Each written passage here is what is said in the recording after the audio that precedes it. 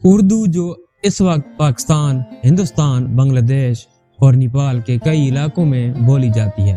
اس کے لفظی معنی ترکی زبان میں فوج یا لشکر کے ہیں۔ اردو جس کی ابتدا و آغاز کے بارے میں کئی مختلف نظریات ملتے ہیں، یہ نظریات آپس میں اس حد تک متضاد ہیں کہ انسان چکرا کر رہ جاتا ہے۔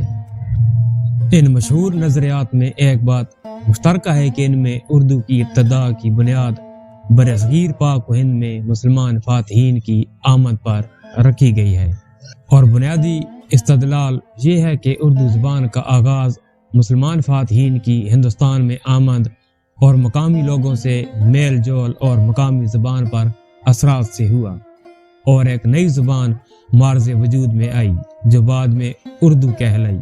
کچھ ماہرین لسانیات نے اردو کی ابتدا کا سراغ قدیم آریاؤں کے زمانے میں لگانے کی کوشش کی۔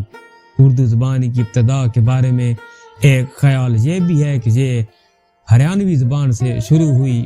بہر طور اردو زبان کی ابتدا کے بارے میں کوئی حتمی بات کہنا مشکل ہے۔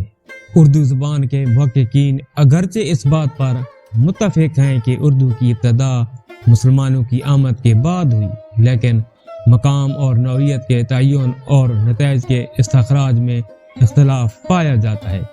اس انداز سے اگر اردو کے متعلق نظریات کو دیکھا جائے تو وہ نمایاں طور پر 4 مختلف نظریات کی شکل میں ہمارے سامنے آتے ہیں۔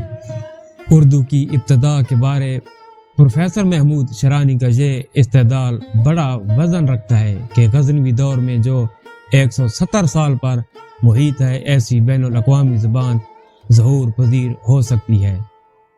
اردو چونکہ پنجاب میں بنی، اس لیے ضروری ہے کہ وہ یا تو موجودہ پنجابی زبان کے قریب ہو۔ بہرحال قطب الدین ایبک کے فوجی اور دیگر متوسلین پنجاب سے کوئی ایسی زبان ہمراہ لے کر روانہ ہوئے جس میں خود مسلمان قومیں ایک دوسرے سے بات کر سکیں اور ساتھ ہی ہندو اقوام بھی اس کو سمجھ سکیں، اور جس کو قیام پنجاب کے زمانے میں وہ بولتے رہے ہیں۔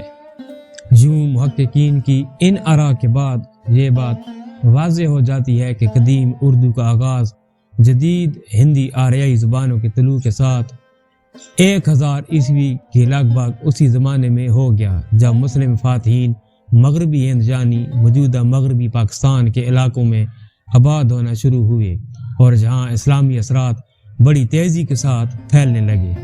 اردو کو مختلف ناموں سے موسوم کیا جاتا رہا۔ شرف الدین اصلاحی لکھتے ہیں، اردو نام کچھ زیادہ پرانا نہیں ہے، پچھلے 200 سال سے ہماری زبان اس نام سے موسوم ہے۔ ابتدا میں لفظ اردو بصورت ترکیب اپنے لغوی معنی میں استعمال ہوتا تھا۔ زبان اردو معلیٰ کہلاتی تھی، یعنی شاہی لشکر کی زبان۔ رفتہ رفتہ زبان کا لفظ خارج ہو گیا اور اردو معلیٰ بچا رہا۔ کچھ عرصہ بعد ازرائے اختصار معلیٰ بھی ساکت ہو گیا اور صرف اردو باقی رہ گیا۔ اردو کے چند قدیم نام یہ ہیں: ہندی، ہندوی، ہندوستانی، دہلوی زبان، ہندوستان، دکنی اور ریختہ وغیرہ۔